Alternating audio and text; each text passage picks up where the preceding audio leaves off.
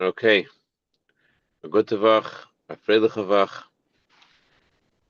One of the themes of the month of Elul is how Hashem accepts us as we are, and when a person returns to Hashem sincerely, Hashem doesn't look at them as based upon their past mistakes and judges them based upon their past, but Teshuvah actually transforms us and completely renders our present state to be disassociated from the previous state. Teshuvah reveals the essence of our soul that was always pure, that was always good. It was not just that through Teshuvah Hashem forgives us, but more that Teshuvah puts us in Teshuvah completely transforms our definition of who we are today. So that's why there was a custom amongst those who returned to Hashem sincerely that they would actually change their name. Previous generations, because they were saying, "I'm not the same person as I was before." So the way Chassidus expresses it, it's not that you're different than what you were before. It's that you're expressing your true essence of who you are. The definition of teshuvah is to return to yourself, because inside you always were good. So the exterior facade that was not the way things were meant to be is not really you. The inner you is what's come now to the fore, and therefore there's no reason to judge based upon past error. The contrary, where you are now is your true you. So on that note, I wanted to share with you a few stories.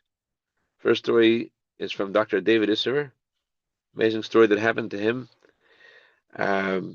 It's quite humorous and quite amazing.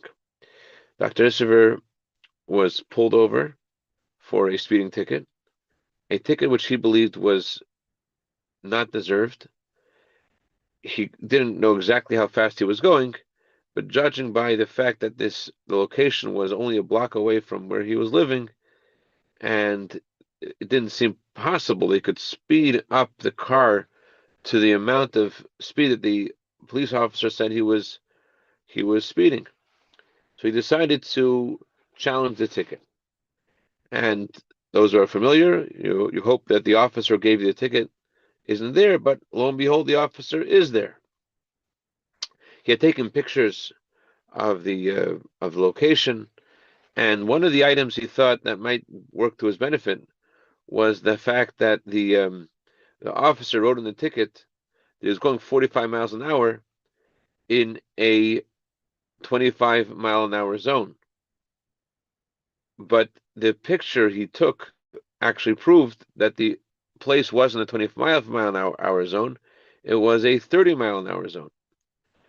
So he thought this would work to his benefit, because when a ticket is not written correctly, the ticket is erased. It's not accepted the way.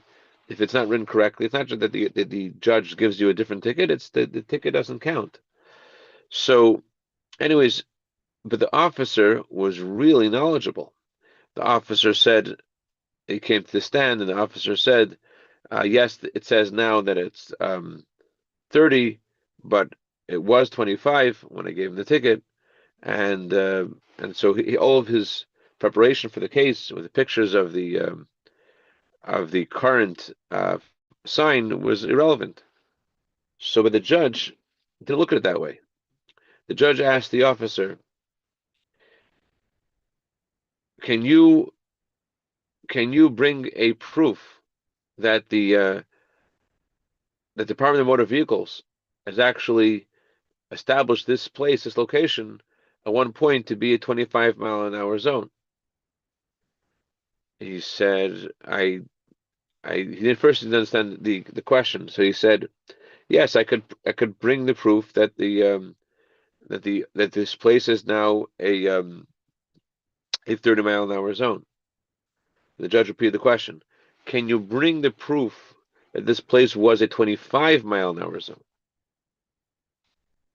And again, he didn't understand the question.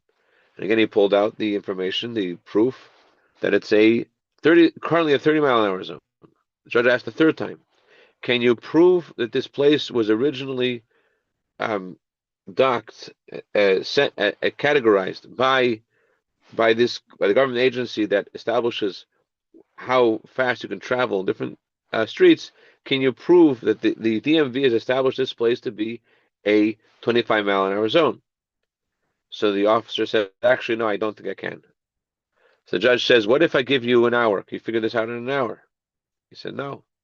"What if I give you a day?" He said, "I still don't think I could do this because once the street miles per hour has changed, there's no reason for there to be any record that this was once 25 miles an hour. I don't think I could find that record."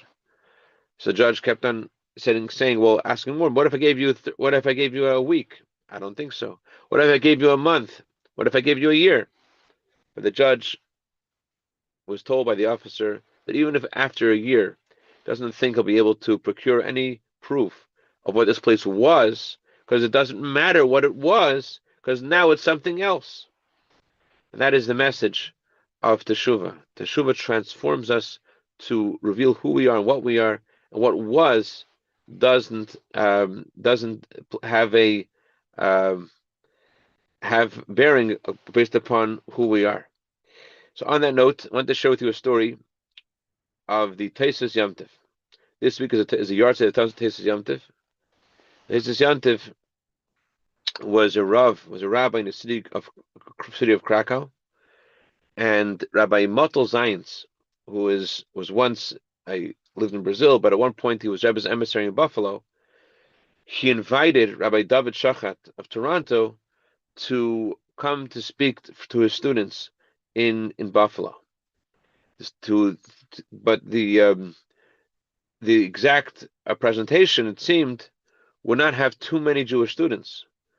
And so he was thinking, like, this is not really important. Why should I do this? Why should I travel all the way from Toronto to Buffalo to speak to these students when it doesn't seem that the clientele that's going to be listening needs to hear what I have to say if they're all non-Jewish students? So he asked his uncle, the Rebbe secretary, Rabbi Chadikov, should he go to Toronto? Should he speak before this group of non-Jewish students? He doesn't know exactly what the Rebbe said. If the Rebbe said to him that he should speak about tzedakah, or if the Rebbe actually told him what story to say. But either way, the Rebbe said to him that tzedakah is relevant to non-Jews, and therefore he should talk to them. Tzedakah, charity and kindness, something non-Jews are obligated to do as well. And he should talk to them about this. And either the Rebbe told him or he decided to share a story about the Bala Yartzeit, the one whose Yartzeit is this week, the Tesis Yantiv, Rabbi Yomtov Lipman Heller, the Rav of Krakow. The story he shared was, he said that many years ago, when the Rabbi Heller um, was living in the city of Krakow, there was a miserly man whose name was Yisrael, and people in this town were very unappreciative of this man and his wealth, because he was very as wealthy as he was. That's how miserly he was, and in fact, he was so miserly that when he passed away, he asked that his no funds of his estate should be used for his burial. And the gravediggers were so upset at this that they decided to bury him in a separate area in the from everyone else, and to write on his tombstone, Yisrael Goy, the Jewish non-Jew, or the non-Jewish Jew. So that's what happened. Anyways, a short while after he passed away, there's a big tumult in town. Usually Rabbi Heller would often help people who are in need before Shabbos. People need to buy bread, need to buy challah, need to buy fish, need to buy meat. So he had his certain regimen of people that he would help. But all of a sudden, the list of people that needed his assistance had grown exponentially, and he summoned all the people that were selling in the town, and the shopkeeper and the fishermen. What's going on, guys? Why is everyone coming to me and complaining about you, that you're not extending credit to them anymore? What's going on? So they told him, Rabbi, listen, before this Yisrael passed away, he made us take an oath that we won't reveal what he was doing. Although everyone thought he was a miser, but the truth is he was very generous. He would pay for the accounts of so many people in town. So when the poor would ask us for more credit, we were able to extend the credit because he would pay for it. But now that he's passed away, no one's taking care of their accounts, and therefore that's where we all need help. So Rabbi Heller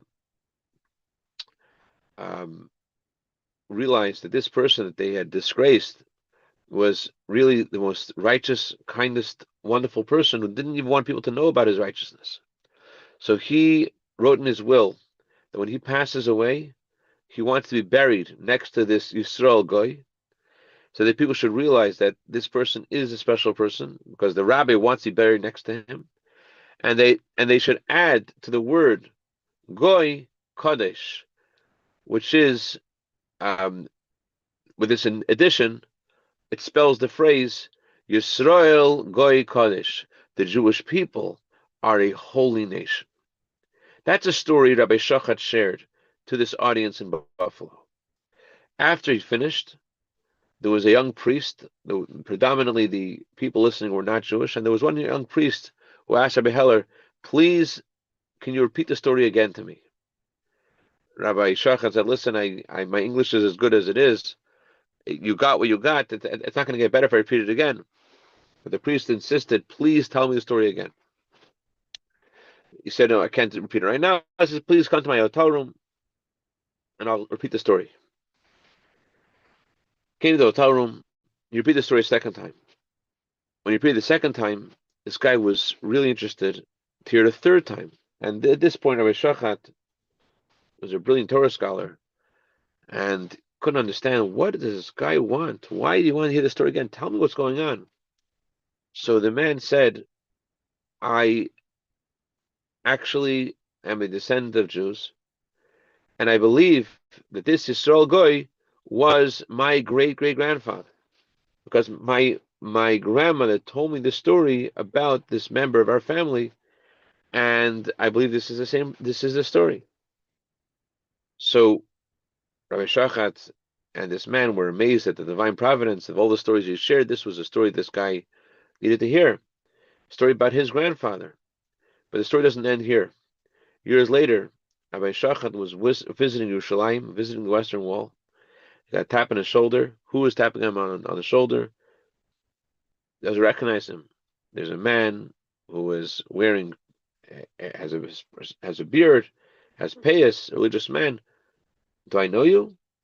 "Sure, you met me years ago. I am the descendant of Yisrael Goy, who you met in Buffalo." This story, it touched his neshama, it touched his soul, and he wasn't the same person he was before, or more accurately, he revealed who he really was.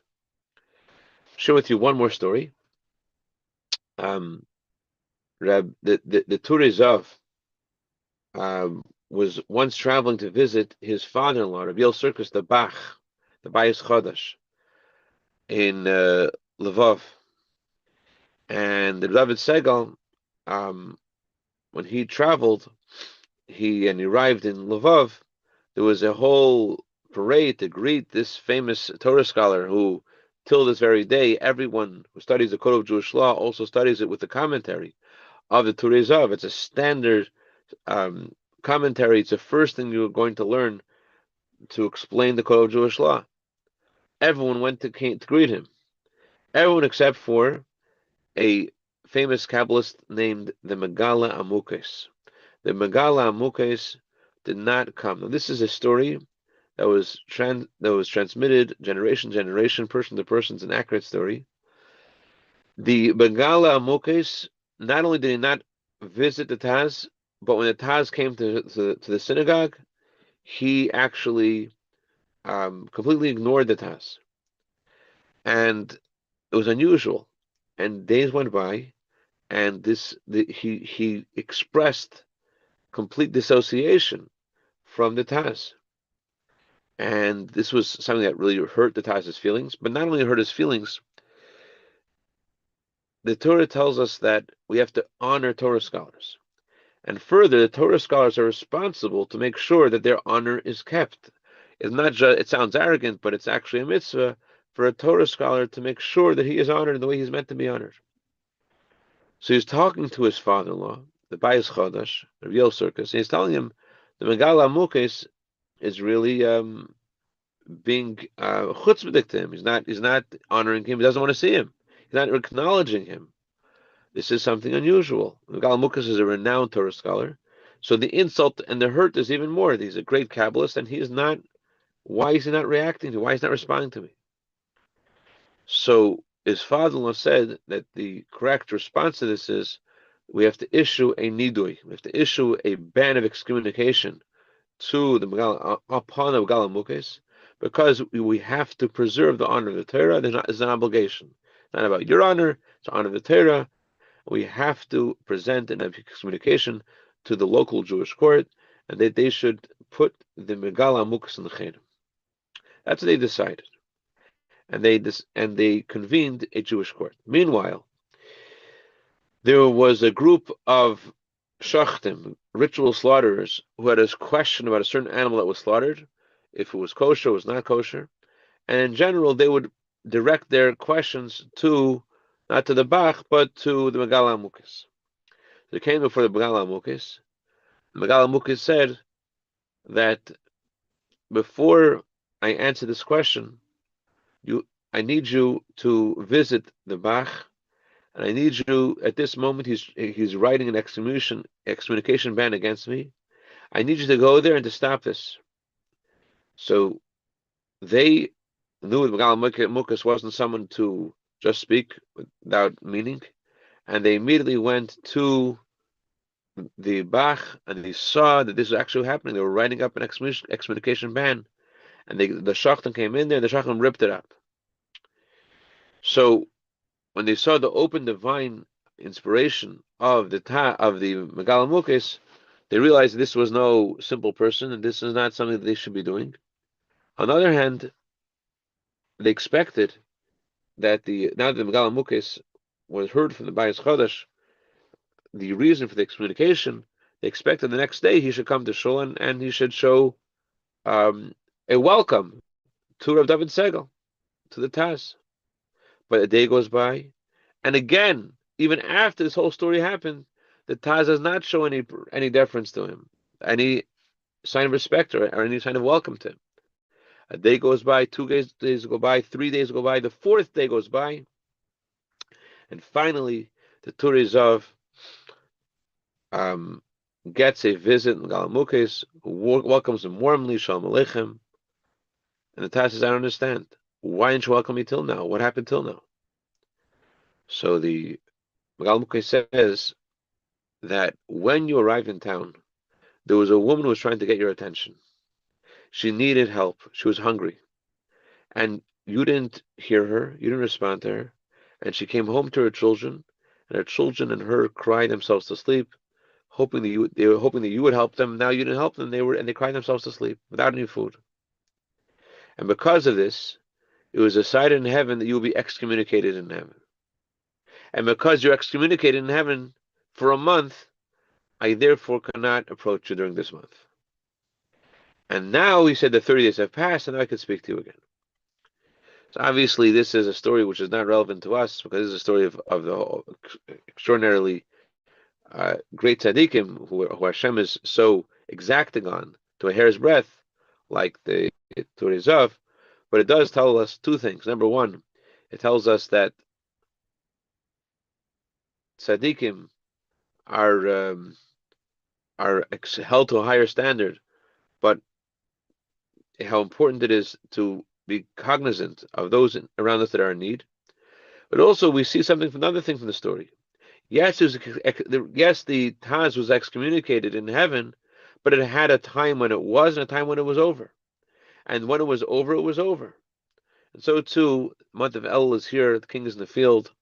It's time to realize that whatever happened till now, it doesn't really matter. Now, time of divine grace and mercy, time of judgment is over. On that note, I want to share with you one more story.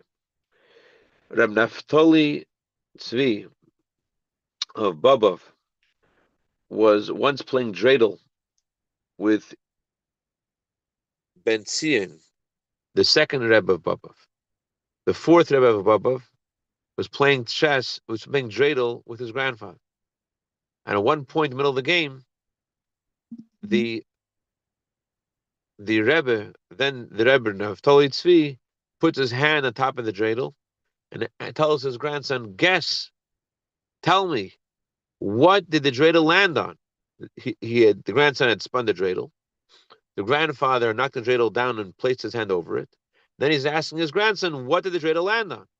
So Naftali, who later became the fourth Baba Rebbe, he said to his grandfather, I don't know what it landed on because I can't see your hands covering it. So Naftali Tzvi told his grandson, is what's under my hand, what the dreidel landed on, it doesn't matter. The main thing is that whatever it landed on, you have to go and spin again. Don't give up based upon what happened till now. You have to get up and spin again. This is what Hashem is telling each of us this month. Mashiach is coming. We're in the last generation of exile. We're the first generation of redemption. And the next good thought, the next good word, the next good action, tip the scale. And especially an action like Teshuvah, where you return to Hashem sincerely, with a real sense of closeness with Hashem, you become a different person. And all the things that were done before that were negative are transformed to mitzvahs. The Rambam writes that if there's a ship that is in danger of sinking, and someone goes and tosses cargo off the ship to save the inhabitants of the ship, to save the travelers on the ship, he's doing a great mitzvah, and he's exempt from paying for the items that he threw overboard. In a similar way, the Rebbe said that Hashem has taken various mitzvahs off the agenda of the Jewish people during the time of the exile, because there are times when the soul comes into a body which is like a ship, when the water is clear and there's no storm, and there's a time when there's a storm and there's a tumult, and whether it's stormy, whether it's a tumult, we have to show up and keep mitzvahs. However, Hashem says when there's a storm, I'm taking some of the cargo off the ship. We're only obligated to keep the 248 positive commandments. During the time of the exile, we're missing the light of Mashiach. The word light is a numerical equivalent to 207. There are only remaining 41 mitzvahs, different ways to count it. 86 mitzvahs, different ways of counting it. Either way, we're missing so many mitzvahs. So because of this, the Hashem specifically made us miss these mitzvahs so that we should be able to handle obligations that we have. In a similar way, the Rebbe said, when a person is encumbered by various challenges that Hashem has placed upon him, it's not that he is guilty. It's Hashem who has created this scenario that the person has failed in. And the only reason Hashem has made this scenario was in order to inspire the person who was having this challenge to later do teshuvah and to reveal his connection to Hashem that was never impure, that never tarnished in the first place. And when he does return to Hashem, not only is he revealing a deeper bond with Hashem, but more than that, just like when something's tossed overboard, the Rebbe said, people can go down into the water and use various tools and bring back whatever is tossed overboard. So too Mashiach will come. All of those mitzvahs that we're missing during the time of the exile will return. And so too when the Jew does teshuvah, he also rescues all the mitzvahs that he didn't do before. His teshuvah causes all of his previous mistakes and failures and absence of doing the right thing to be transformed to mitzvahs. Whatever was cast overboard is now, the teshuvah is analogous to deep sea diving and going down and finding the diamonds that were cast overboard and bringing them back up on the ship. So this is the call of the hour of the month of Elul, to greet the king in the field, to sincerely and deeply accept Hashem upon us as our king, and to not look at ourselves based on yesterday, and to realize that Hashem created our scenario, created who we are, and knows our scenario, and He knows our innocence and our purity within us, and He's waiting for us to reveal that and to come and greet Him in the field and to experience His love and His mercy, which He's showing us, as the Alter Rebbe says. Hashem greets everyone with a smiling face, which means also that Hashem allows us to not only come to Him, but to rectify all the mistakes of the past, so that the sins which were done before, which were done on purpose, are transformed to mitzvahs. And they're added to the list of mitzvahs the Jewish people have achieved throughout history. And these mitzvahs are even greater than regular mitzvahs, because when a sin is transformed to a mitzvah, it's even greater than a regular mitzvah. And these are the mitzvahs that are so potent, they're able to end to push away so much of the darkness of the exile, which, according to all the signs of the Torah, we are ready. We're literally at the threshold of the coming of Mashiach. Should see it happen. Mamish.